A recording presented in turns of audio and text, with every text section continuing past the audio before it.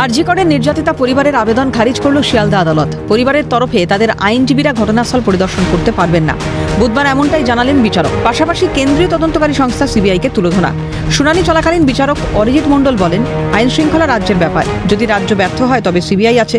কেন্দ্রীয় তদন্তকারী সংস্থা তদন্ত করছে। আপনারা চাইছেন সমান্তরাল তদন্ত করতে, তবে এটা অনুমোদন করতে পারছি না। চাইলে উচ্চ আদালতের দ্বারস্থ হতে পারেন।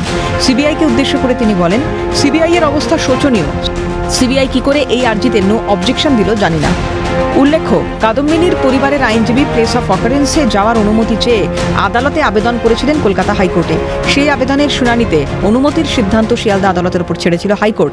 সেই মতো গত সপ্তাহে কলকাতা হাইকোর্টের নির্দেশ মেনে কাদম্বিনীর পরিবার শিয়ালদা আদালতের অতিরিক্ত মুখ্য বিচার বিভাগীয় আদালতে আবেদন করেছিলেন। সোমবার এবং মঙ্গলবার এই মামলার শুনানি ছিল। বুধবার ক্রাইম সিনে যাওয়ার আবেদনে মান্যতা দিল না শিয়ালদা আদালত। আর ঠিক 1 মাস বাকি, তারপরে আরজি করে কাদম্বিনীর নৃশংস হত্যাকাণ্ডের বর্ষপূর্তি। কিন্তু এখনও ন্যায় বিচার অধরা। দাবি পরিবার আন্দোলনকারীদের। মেয়ের মৃত্যু শোকের মধ্যেও লড়াইয়ে অনড় কাদম্বিনীর মা বাবা। এখন দেখার এই নিয়ে উচ্চ আদালতের দ্বারস্থ হন কিনা তারা। অদ্রিজা ঘোষ ও শুভজিৎ দের রিপোর্ট, ক্যালকাটা নিউজ।